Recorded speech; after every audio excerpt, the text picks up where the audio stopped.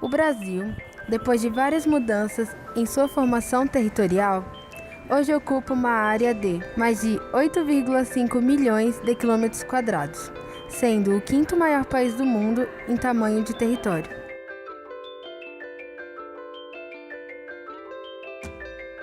A consolidação do território brasileiro, tal se apresenta hoje, envolveu um complexo processo de ocupação territorial, povoamento, sérios conflitos e quase dizimação dos povos indígenas, desmatamento, demarcação das fronteiras e também de criação de áreas produtivas no campo, cidades, indústrias, usinas, infraestruturas de saúde, educação e transporte.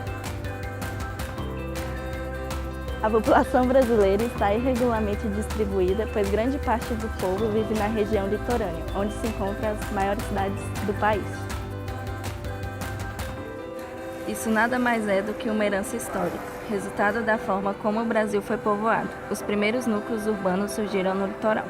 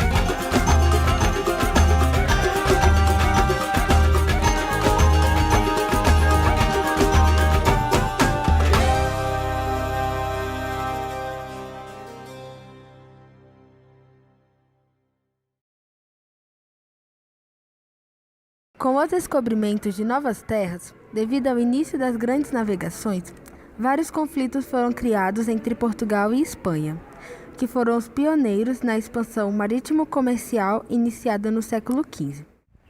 Na tentativa de evitar uma guerra, foi assinado o Tratado de Tordesilhas, que dividia as terras descobertas entre as duas coroas da Europa. Esse tratado, assinado em 7 de julho de 1494, em Tordesilhas, na Espanha, estabeleceu uma linha imaginária que passava a 370 léguas a oeste do arquipélago de Cabo Verde, na África. Esse meridiano dividiu o mundo entre Portugal e Espanha. As terras a leste seriam portuguesas e as terras a oeste seriam espanholas.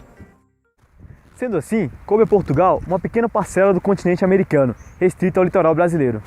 No entanto, outras nações europeias discordaram da divisão estabelecida e, ao longo do século XVI e XVII, tentaram apossar-se do território. O Brasil foi várias vezes alvo de incursões e invasões estrangeiras, algumas delas causadoras de violentos conflitos. A resistência lusa, porém, evitou a tomada de territórios coloniais por nações europeias. A partir do final do século XVI e ao longo do século seguinte, deu-se a expansão e ocupação do território colonial brasileiro. Fatores de diversas ordens contribuíram para isso, com destaque para os militares e econômicos. Assim, em meados do século XVIII, o território brasileiro estava praticamente definido com as dimensões atuais.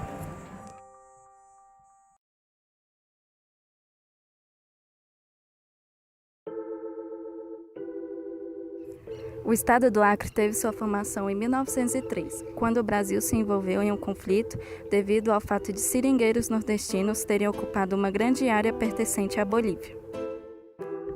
Com a mediação do Barão do Rio Branco, que representou o Brasil, foi assinado o Tratado de Petrópolis, que tornou brasileira a área ocupada, mediante um pagamento de 2 milhões de libras esterlinas e também assumiria o compromisso de proporcionar à Bolívia uma saída para o mar, mediante a construção de estrada de ferro Madeira-Mamoré. Paralelamente ao curso desses dois rios, Rio Madeira e Rio Mamoré, a estrada de ferro ligaria o interior boliviano à cidade de Paritins, às margens do rio Amazonas. Em 1907, a empreitada foi iniciada com 30 mil homens para a construção de 364 quilômetros de estrada de ferro. As condições precárias do local e as constantes epidemias dizimaram mais de 6 mil trabalhadores. Em 1912, um trecho da ferrovia ficou pronto, sem, no entanto, concretizar a saída da Bolívia para o mar. Dessa maneira, o Brasil nunca cumpriu sua parte no acordo, embora tenha anexado o Acre.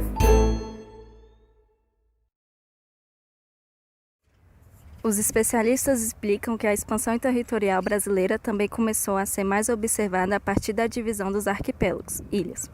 Ao passo que as atividades econômicas passavam por mudanças, surgiam novas cidades distantes umas das outras, o que já começava a desenhar o cenário do país. É como se o país se expandisse um pouco de forma desigual, sem muita articulação ou coordenação. Até 1930, as principais atividades econômicas desenvolvidas no Brasil eram a base da cana, do café e da extração de minério. Tais atividades tinham por finalidade a exportação.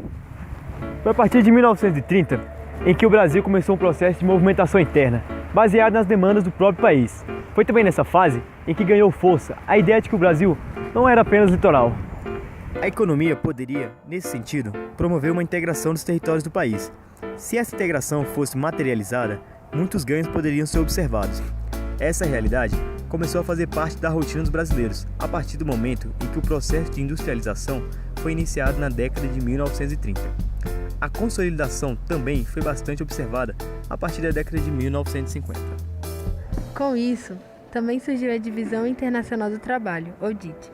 Era o Brasil começando a aplicar os conceitos de divisão do trabalho e da produção, já bastante desenvolvidos nos países colonizadores.